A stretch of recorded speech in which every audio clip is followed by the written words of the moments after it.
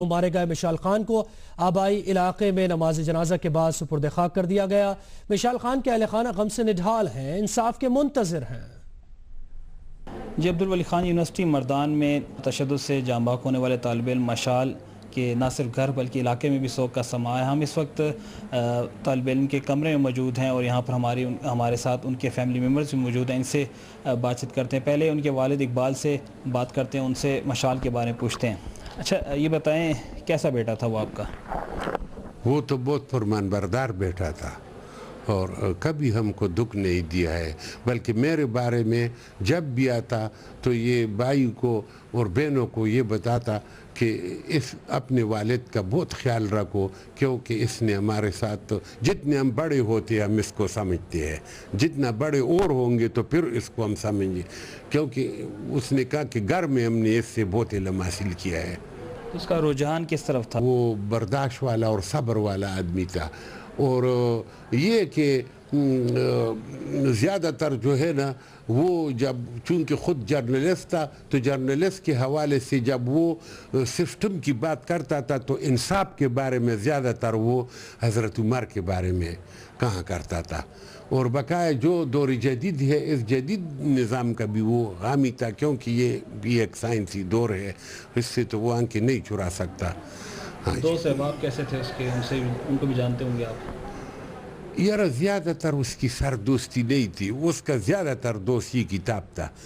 کبھی مطلب یہ ہے کہ وہ میں نے کبھی کسی کے ساتھ جو ہے نا اکیلا پھرتا تھا، ہاں جی اکیلا پھرتا تھا، زیادہ تر دوست اس کے نہیں تھے، مطلب یہ ہاں جی۔ ان کی سسٹر بھی ہمارے ساتھ موجود ہیں، آئیے ان سے بھی بات چیت کرتے ہیں۔ اچھا بتائیں تعلیم میں کیسا تھا، علم میں کیسا تھا؟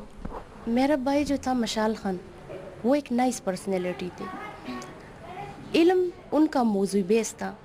وہ کہتے تھے کہ علم کے بغیر انسان کی زندگی ممکن نہیں ہے۔ ہر وقت ان کے ہاتھ میں کتاب ہوتا تھا اور ایک قلم ہوتا تھا، یہ اس کا روم ہے، یہاں پر بیٹھ کر وہ لکھتا تھا۔ ہمیں کہتا تھا کہ small minds discuss people, average mind discuss event, ہمیشہ یہی باتیں کرتا تھا۔ بہت اچھے انسان تھے اور تعلیم کی طرف ان کی رجحان ایسی تھی کہ تعلیم مطلب ان کا دل تھا۔ تعلیم کے بارے میں وہ ہر وقت ہمیں بھی کہتا تھا، ہمارا بھائی تھا آتا تھا یہاں تو ہمیں بھی پڑھاتا تھا، کہتا نہ صرف وہ میرا بھائی تھا، وہ میرا بیسٹ فرینڈ بھی تھا، اس کے علاوہ وہ میرا ٹیچر بھی تھا۔ جو چیز مجھے ٹیچرز نہیں سمجھا سکتے تھے وہ مجھے مشال بھائی سمجھاتے تھے۔ اس کے علاوہ تصوف پسند تھا اور ہمیشہ کہتے تھے کہ اگنور کیا کرو لوگوں کو، جو تمہارے ذہن میں ہے وہ کرو۔ خود جو وہ کہتا تھا کہ ایون اف آئی مینس کہ I stand alone, I don't behave it that what the people think about me, but what I think it's best for me. تو جو کچھ ان کے ساتھ ہوا اس بارے میں کیا؟ جو اس کے ساتھ ہوا ہے یہ ظلم ہوا ہے، یہ صفاقی ہے، یہ دہشت گردی ہے۔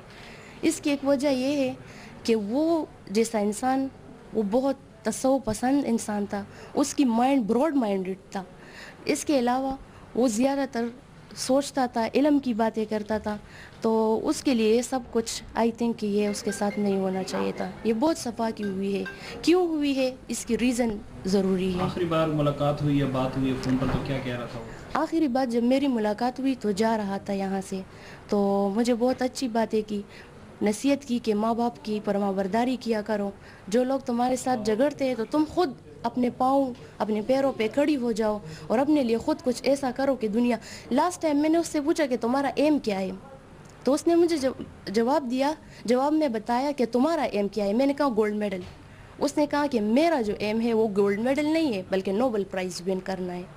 تو یہ اس کے آخری الفاظ تھے۔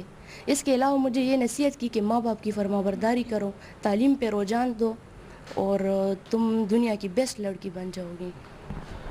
جیسے کہ آپ نے سنا، ان کا یہ کہنا تھا کہ نہ صرف وہ فرمانبردار بیٹا تھا بلکہ ایک بہترین بھائی بھی تھا، اور نہ صرف وہ خود اچھے کام کرتا تھا بلکہ دوسروں کو بھی اس کی نصیحت کرتا تھا۔